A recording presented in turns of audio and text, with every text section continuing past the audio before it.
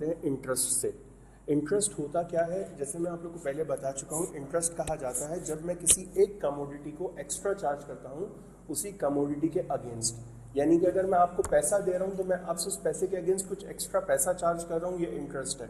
अगर मैं आपको पानी दे रहा हूँ तो मैं उस पानी के अगेंस्ट आपसे कुछ एक्स्ट्रा पानी चार्ज कर रहा हूँ, तो ये क्या है, इंटरेस्ट है।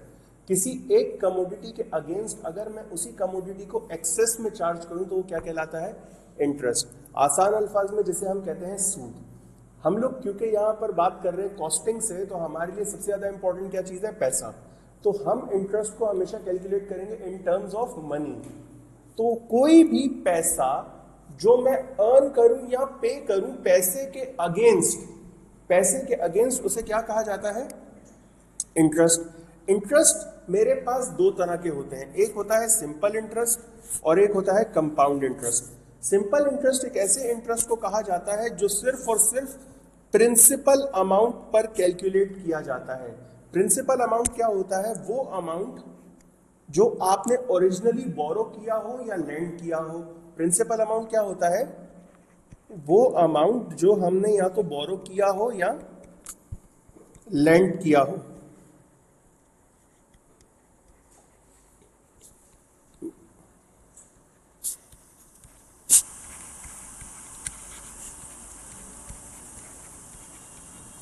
अब यहां पर समझने वाली बात यह है कि क्या हमें प्रिंसिपल अमाउंट हमेशा गिवन होगा। यस, अगर आप सिंपल इंटरेस्ट की बात करते हो तो आपको प्रिंसिपल अमाउंट गिवन होगा अगर वो आपसे एग्जामिनर सीधी सीधी वर्किंग करवाता है। अगर एग्जामिनर आपसे सीधी सीधी वर्किंग करवा रहा है तो आपको प्रिंसिपल अमाउंट हमेशा गिवन होगा। और क्योंकि हम अभी कंपाउंडिंग पढ़ रहे हैं तो कंपाउंडिंग में हमें हमेशा प्रिंसिपल अमाउंट पे ही बात करनी होती है। अच्छा, जब मैं बात करता हूँ कंपाउंडिंग की, तो कंपाउंडिंग का ये मतलब नहीं है कि मैं उस पर कंपाउंड इंटरेस्ट चार्ज कर रहा हूँ, नहीं, हरगिज नहीं। कंपाउंडिंग का मतलब होता है किसी भी वैल्यू को मल्टीप्लाई करना या बढ़ाते जाना। कंपाउंडिंग का क्या मतलब होता है, वैल्यू का बढ़ना। मैं फिर दोहरा देता हूँ, कंपाउंडिंग का क्या मतलब होता है, वैल्यू का इंक्रीज होना, बढ़ना। अब अगर मैं 1000 रुपए किसी से ले रहा हूं या 1000 रुपए किसी को दे रहा हूं, तो इस 1000 रुपए पे अगर मैं उसको 10% इंटरेस्ट देता हूं तो मेरा इंटरेस्ट कितना आ गया, 100 रुपए। और मेरी टोटल वैल्यू कितनी आ गई, 100 प्लस 1000, 1100 आ गई। तो ये मेरा 1000 रुपया जो है अभी 1100 में कन्वर्ट हो गया ना। दैट इज ऑल्सो कंपाउंडिंग, जहां पर मेरा प्रिंसिपल अमाउंट मेरा प्रिंसिपल अमाउंट जो है वो इंक्रीज हो जाए अमाउंट पेबल में। अब यहां पर एक चीज अपने जहन में रखना, इंटरेस्ट अलहदा चीज है, प्रिंसिपल अमाउंट अलहदा चीज है। इंटरेस्ट अलहदा है, प्रिंसिपल अमाउंट अलहदा है। जब मैं इन दोनों को ऐड करता हूं तो मेरे पास क्या बन के आ जाता है, अमाउंट पेबल। ये वो अमाउंट है जो मुझे पे करना है इन फ्यूचर। ये क्या चीज है मेरे पास, प्रिंसिपल अमाउंट। और ये क्या चीज है मेरे पास, इंटरेस्ट। यहां पर एक चीज अपने जहन में बिठा लो, प्रिंसिपल अमाउंट को एग्जामिनर अक्सर वर्ड यूज करता है प्रेजेंट वैल्यू। प्रिंसिपल अमाउंट के लिए अक्सर एग्जामिनर क्या वर्ड यूज करता है, प्रेजेंट वैल्यू। प्रेजेंट वैल्यू का क्या मतलब होता है, आज की तारीख में जो भी आपकी चीज की कीमत है, कदर है, वो क्या है, उसकी प्रेजेंट वैल्यू है। Interest cost is always an outstanding balance. Interest cost is always an outstanding balance. अच्छा, ऐसा क्यों भाई, इंटरेस्ट हमेशा आउटस्टैंडिंग क्यों होगा। देखो, एक चीज याद रखो, जब तक कि आपके लोन की मेयार पूरी नहीं हो जाती, जब तक कि आपके लोन की जो टाइम है वो पूरा नहीं हो जाता, तब तक आपके ऊपर इंटरेस्ट ड्यू ही रहेगा। तब तक आपके ऊपर इंटरेस्ट क्या रहेगा, ड्यू रहेगा। और हर चीज जो ड्यू है वो आपके लिए क्या है, आउटस्टैंडिंग है, भले वो आपने लेनी हो या देनी हो। सही, अगर मैंने इंटरेस्ट लेना है तो भी interest due receivable, outstanding interest receivable. अगर मैंने इंटरेस्ट पे करना है तो इंटरेस्ट ड्यू पेबल या आउटस्टैंडिंग इंटरेस्ट पेबल। जब तक के मेरे पूरे लोन की टाइमलाइन कंप्लीट नहीं हो जाती, तब तक मेरे लिए इंटरेस्ट क्या रहेगा, आउटस्टैंडिंग रहेगा। इसने कहीं भी पेबल या रिसीवेबल वर्ड यूज नहीं किया, इसने क्या वर्ड यूज किया, आउटस्टैंडिंग रहेगा यानी कि ड्यू रहेगा। सही, it can be a payable, it can be a receivable based on either you have lend the principal amount और you have borrowed the principal amount. If we have borrowed the principal amount that means our interest due is payable. If we have lent the principal amount, that means our interest due is receivable. ये हमारा simple interest है जो हमेशा किस पे लगता है, principal amount पे लगता है। अब बात करते हैं कंपाउंड इंटरेस्ट की। कंपाउंड इंटरेस्ट क्या होता है? कंपाउंड इंटरेस्ट एक ऐसे इंटरेस्ट को कहा जाता है जो कि हम कैलकुलेट करते हैं on the basis of amount payable. On the basis of amount payable का क्या मतलब है? अमाउंट पेबल का मतलब ये होता है कि अब मुझे कितना पैसा देना है उस पर मैं इंटरेस्ट चार्ज करूंगा। अब मुझे कितना पैसा देना है मैं उस पर इंटरेस्ट चार्ज करूंगा, रादर देन के मुझे कितना पैसा रादर देन के मैंने कितना पैसा लिया था। अगर मैंने इनिशियली पैसा लिया है 1000 रुपए तो मेरा प्रिंसिपल अमाउंट क्या हो गया, 1000 हो गया। सही, मेरा इंटरेस्ट रेट यानी कि आर क्या है मेरे पास 10%, और मैंने ये अमाउंट लिया था 5 साल के लिए, तो एन क्या आ गया मेरे पास 5 आ गया। कंपाउंड इंटरेस्ट आप कैलकुलेट कैसे करते हो? कंपाउंड इंटरेस्ट आप कैलकुलेट करते हो, मैं यहां पर CI लिख रहा हूं for compound interest, principal multiply by 1 plus r की पावर n माइनस प्रिंसिपल तो मेरे पास क्या आ जाएगा, कंपाउंड इंटरेस्ट आ जाएगा। अब अगर मुझे 1 साल का इंटरेस्ट निकालना है तो मैं n की पावर 1 लगा दूंगा। अगर मुझे 2 साल का इंटरेस्ट निकालना है तो n की पावर 2, 3 तो 3, सो फोर्थ। जितना आपका आगे बढ़ता जाएगा n उतना आप पावर लगा दोगे। मुझे यहां पर 5 साल का इंटरेस्ट निकालना है ना, मेरा प्रिंसिपल अमाउंट कितना था 1000, रेट ऑफ इंटरेस्ट कितने 10% है, रेट ऑफ इंटरेस्ट कितने 10%। इस 10% को मैं 0.1 भी तो कह सकता हूं। 10% का क्या मतलब होता है, 10 डिवाइडेड बाय 100, तो ये मेरे पास क्या बन गया 0.1। तो यहां आ जाएगा 1 प्लस 0.1 पावर n।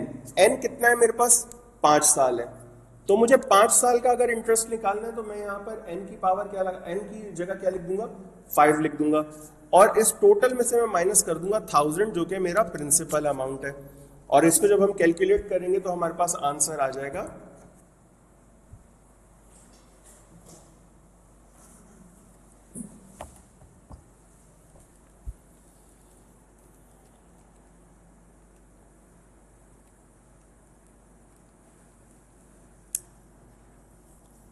मेरे पास कंपाउंड इंटरेस्ट आ रहा है 610.51। ये मेरे पास क्या आ गया, कंपाउंड इंटरेस्ट। अच्छा, ये जो अभी हम लोगों ने पढ़ा है ये कहलाती है नॉमिनल कंपाउंडिंग। ये क्या कहलाती है, नॉमिनल कंपाउंडिंग। नॉमिनल कंपाउंडिंग का क्या मतलब होता है कि मैं साल में सिर्फ एक दफा एक ही किस्त पे कर रहा हूं, या यूं कह लो कि मेरा इंटरेस्ट साल में एक दफा चार्ज हो रहा है, उसे क्या कहते हैं हम, नॉमिनल कंपाउंडिंग। मैं फिर दोहरा देता हूं, ये जो चीज अभी हम लोगों ने कैलकुलेट की है ये वाली, ये हमने कैलकुलेट की है through nominal compounding, through nominal compounding. And nominal compounding क्या होता है, नॉमिनल कंपाउंडिंग मींस कि मैं साल में सिर्फ एक दफा इंटरेस्ट चार्ज कर रहा हूं। Interest is charged once per annum. Interest साल में सिर्फ एक दफा चार्ज किया जा रहा है, तो ये क्या कहलाता है, नॉमिनल कंपाउंडिंग। इसके बरक्स हमारे पास जो दूसरी चीज होती है उसे कहा जाता है इफेक्टिव कंपाउंडिंग। इफेक्टिव कंपाउंडिंग क्या होती है, जब मैं इंटरेस्ट साल में एक से ज्यादा दफा चार्ज करूं।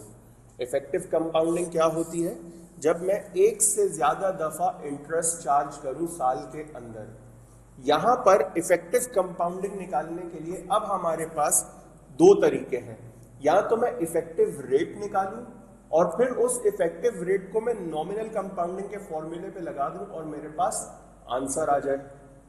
उस इफेक्टिव रेट को मैं नॉमिनल कंपाउंडिंग के फॉर्मूले पे लगाकर अपने पास आंसर निकाल लूं, या तो फिर मैं डायरेक्टली वर्किंग करूं इफेक्टिव रेट ऑफ इंटरेस्ट की बुनियाद पर। अगर मैं इफेक्टिव रेट निकालूंगा तो इफेक्टिव रेट कैसे निकलता है, 1 प्लस आर की पावर n माइनस 1। अच्छा, ये आप लोगों के लिए थोड़ा सा कंफ्यूजिंग हो जाएगा, ये आप लोगों के लिए थोड़ा सा कंफ्यूजिंग हो जाएगा, तो मैं क्या करता हूं, अब जरा ये चीज समझना।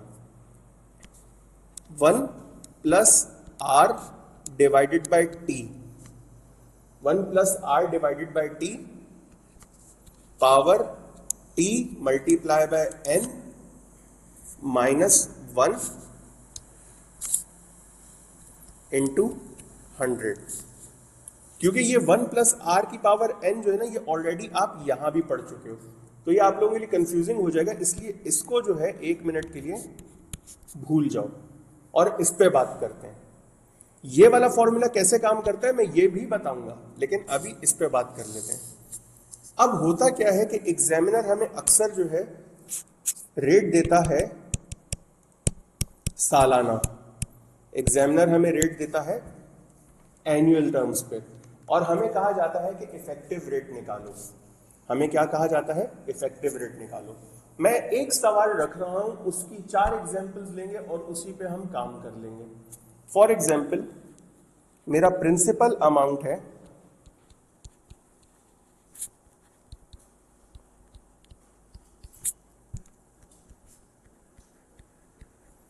1000 रुपीज, मेरा प्रिंसिपल अमाउंट है 1000 रुपीज।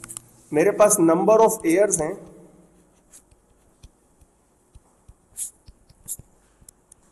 5 ईयर्स। मेरे पास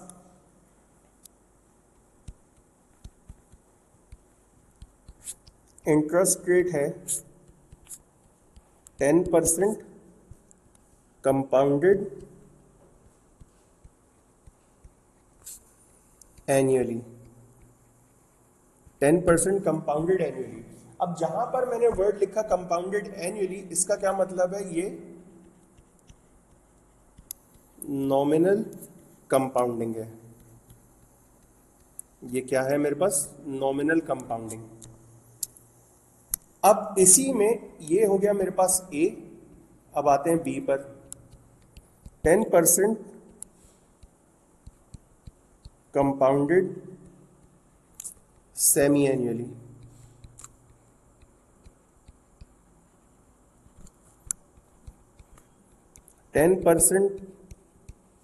कंपाउंडेड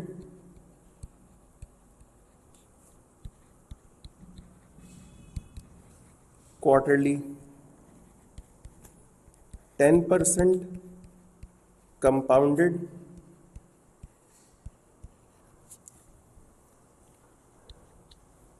मंथली,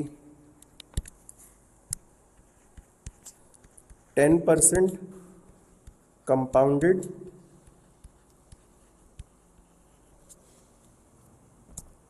एवरी 4 मंथ्स, या फिर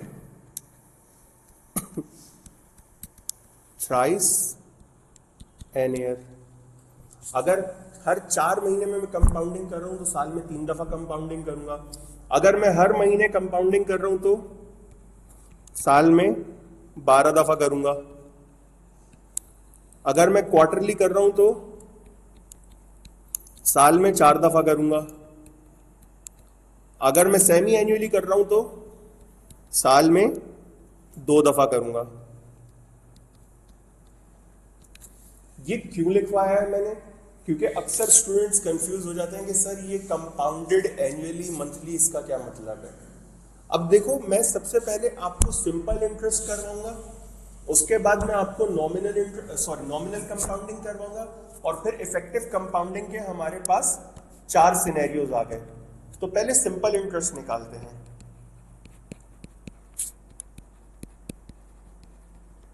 सिंपल इंटरेस्ट कैसे निकलता है, प्रिंसिपल अमाउंट इंटू आर यानी कि rate of interest into n. Principal amount था मेरे पास 1000, आर था मेरे पास 10% और n है मेरे पास 5 years, तो ये कितना आ गया मेरे पास 500 रुपीज आ गया। ये मेरे पास क्या आ गया 500 रुपीज। अगर मैं आपको बोलूं कि calculate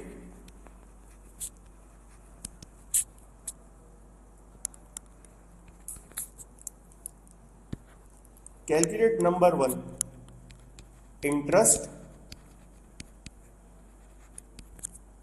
number 2 amount payable after 5 years, amount payable after 5 years। तो हम कैसे करेंगे?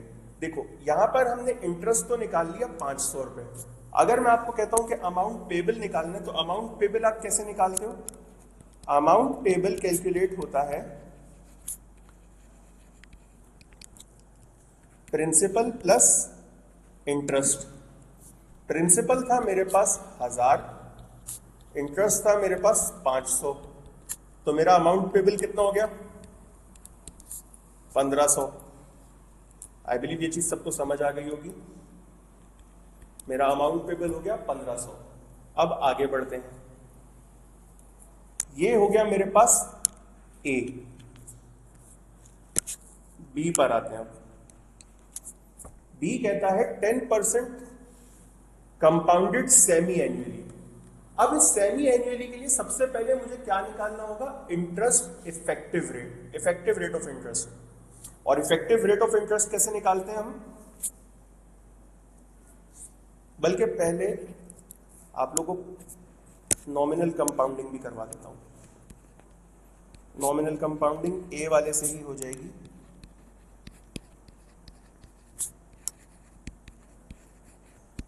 नॉमिनल कंपाउंडिंग कैसे होगी? हमें पता है नॉमिनल कंपाउंडिंग के लिए principal amount multiply by 1 plus are power n minus principal amount. मेरे पास क्या आ जाएगा? इंटरेस्ट का अमाउंट आ जाएगा। ऐसे ही है 1000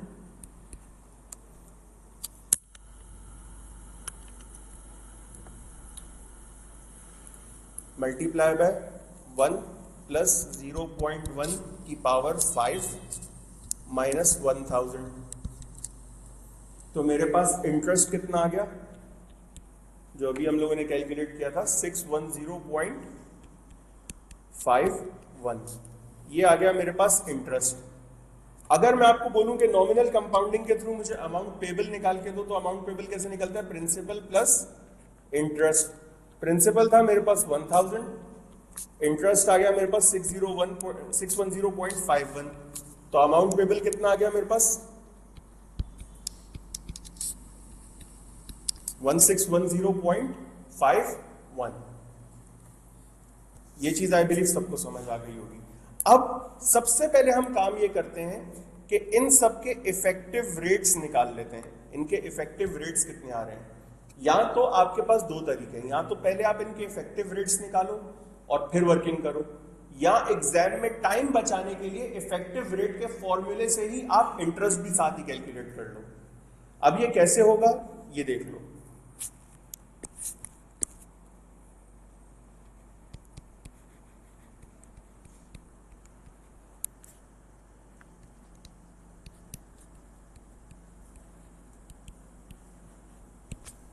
इफेक्टिव कंपाउंडिंग कैसे होगी इस पे बात कर लेते हैं। इफेक्टिव कंपाउंडिंग में मेरे पास सबसे पहले क्या था? 10% compounded semi annually. Semi annually का मतलब यह है कि साल में 2 दफा, साल में 2 दफा। अब ये साल में 2 दफा किस तरीके से करेंगे? मेरे पास R कितना है 10%, N है मेरे पास 5 years, T, अब ये T क्या चीज है? T कहलाता है number of compounding per year. T क्या कहलाता है? Number of compounding per year. T है मेरे पास साल में कितनी दफा कंपाउंडिंग कर रहा हूं मैं? सेमी एनुअली, यानी कि 2 दफा। तो T आ गया मेरे पास 2 टाइम्स। इफेक्टिव कंपाउंडिंग कैसे करते हैं? 1 plus r divided by t power t into n minus 1 multiply by 100। तो अगर मैं इफेक्टिव रेट निकालना चाहूं तो ये फॉर्मूला लग जाएगा। अगर मैं इफेक्टिव रेट निकालना चाहूं तो मेरे पास क्या लग जाएगा फॉर्मूले में? और अगर मुझे खाली अगर मुझे खाली इंटरेस्ट निकालना है, तो वो भी मैं आपको भी करवाता हूं। पहले हम इफेक्टिव रेट निकालते हैं। 1 प्लस आर कितना है? 0.1 डिवाइडेड बाई टी कितना है? 2। यहां पर 2 इंटू एन कितना है मेरे पास? 5 आ गया माइनस 1 मल्टीप्लाई बाय 100। तो 0.1 डिवाइडेड बाय 2 प्लस 1, ये आ जाएगा मेरे पास 1.05 की पावर 2 इंटू 5 पावर कितनी आ गई? 10 माइनस 1 मल्टीप्लाई बाय 100। इसकी पावर लगाई 10 माइनस 1 मल्टीप्लाई बाय 100। अब सवाल यह है कि 5 साल में मुझे कितना अमाउंट पे करना पड़ रहा है, ये देख लो। मुझे 5 साल में कितना अमाउंट पे करना पड़ रहा है, पहले इस पे बात करते हैं। 5 साल में जो टोटल मेरे पास इंटरेस्ट रेट बन रहा है वो कितना है? 62.88%। ये 5 साल का बन रहा है। कितने साल का बन रहा है? 5 साल का। अगर मैं आपको बोलूं कि मुझे 1 साल का निकाल के दो, 1 साल का निकालने के लिए यहां से मैं 5 को हटा दूंगा। 1 साल का निकालने के लिए यहां से मैं क्या करूंगा? 5 को हटा दूंगा, यहां पर सिर्फ 2 बचेगा। तो यही वर्किंग हो जाएगी 1.05 की पावर 2 माइनस 1 मल्टीप्लाई बाय 100। तो ये आ जाएगा मेरे पास 10.25 पर एनम। 10.25 per annum. ये मेरे पास इफेक्टिव रेट ऑफ इंटरेस्ट आया। ये क्या है? Effective rate of interest per annum. ये जो येलो से हाईलाइट किया है मैंने, ये क्या है मेरे पास? Effective rate of interest per annum. और ये जो मैं ब्लू से हाईलाइट कर रहा हूं, ये 62.88, ये क्या है मेरे लिए? ये है इफेक्टिव इंटरेस्ट फॉर 5 ईयर्स।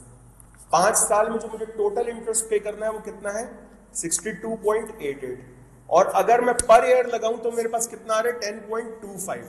अब आप बोलोगे कि सर अगर मैं 10.25 को 5 से मल्टीप्लाई कर लूं तो ये 60% से ज्यादा नहीं बनता। ये कितना बन रहा है? 10.25 मल्टीप्लाई बाय 5, ये बन रहा है मेरे पास सर 51.25। ये कितना बन रहा है? 51.25।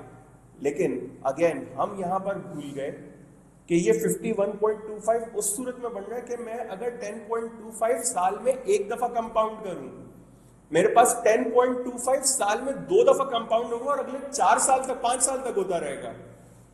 तो वो कंपाउंड होते होते होते कितना बन रहा है मेरे पास? 62.88। कंपाउंड होते हुए इतना बन रहा है। और ये चीज मैं साबित करके दिखा सकता हूं किस तरीके से ये आंसर आएगा। अब हमने 10.25 पर एनम निकाल लिया इफेक्टिव रेट। अब इस इफेक्टिव रेट से हम 5 साल का इंटरेस्ट निकाल के उस पर हम निकाल देंगे अपना अमाउंट पेबल। इंटरेस्ट कैसे निकालते हैं आप? इंटरेस्ट निकलता है प्रिंसिपल इंटू 1 प्लस आर की power n minus principal. Principal amount था मेरे पास 1000, 1 प्लस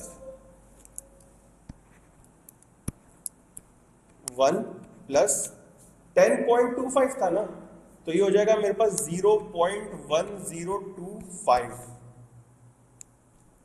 n कितना है मेरे पास, 5 साल है, 5 कर दिया माइनस 1000, 1 प्लस 0.1025 पावर 5, पावर कितनी आ गई 5, मल्टीप्लाई बाय 1000 माइनस 1000।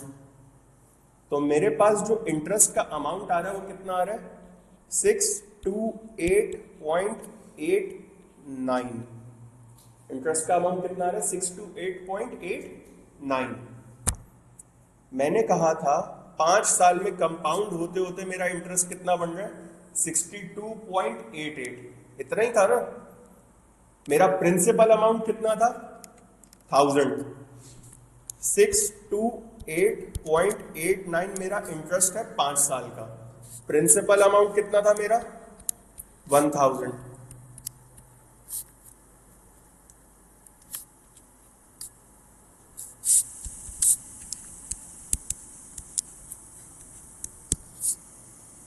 बन गया 5 साल का इफेक्टिव कंपाउंडिंग रेट कितना 62.88, सही। अच्छा 628.89 मेरे पास आ रहा है इंटरेस्ट। अगर मैं आपको कहूं कि अमाउंट पेबल निकालना है तो अमाउंट पेबल कैसे निकालेंगे 1000 प्लस 628.89, ये कितना हो जाएगा मेरे पास 1628.89। आई बिलीव ये चीज सबको समझ आ गई होगी। अब सी वाले पे करते हैं काम।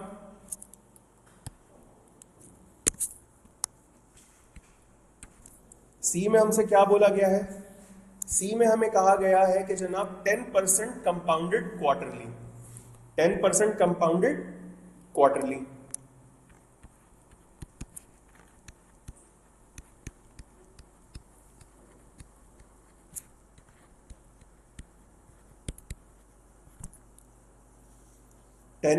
Compounded quarterly.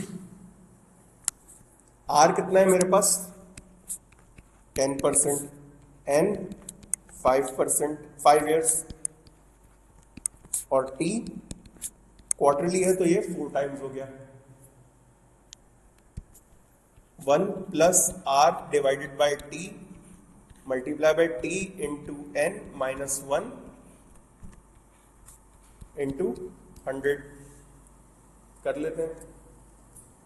1 प्लस आर कितना है मेरे पास 0.1, ये आ जाएगा टी यानी कि 4,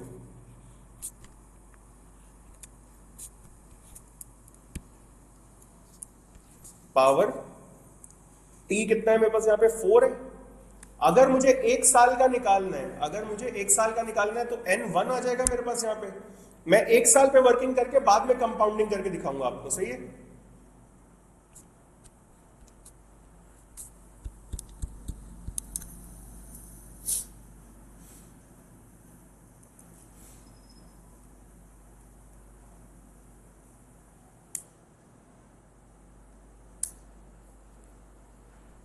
ये आ रहा है मेरे पास 10.38, ये कितना आ रहा है मेरे पास 10.38%। मैं 2 डेसिमल प्लेसेस तक ले रहा हूं, वैसे आंसर आगे लंबा आ रहा है। एग्जाम में आपके पास भी अगर इफेक्टिव रेट का कोई आता है क्वेश्चन तो 2 decimal places without rounding off, okay. अब इससे मैं निकालूंगा इंटरेस्ट। इंटरेस्ट कैसे निकलता है P into 1 plus are power n minus P. R ये आ गया अब मेरे पास,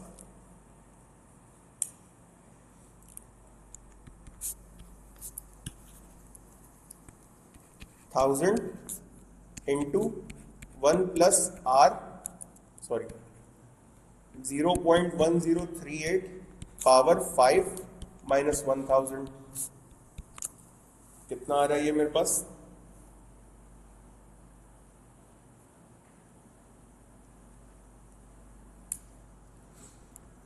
638.61, ये मेरे पास आ गया इंटरेस्ट अगर मैं क्वार्टरली कंपाउंड करता हूं। और फिर अब यहां पर मैं निकालूंगा अमाउंट पेबल।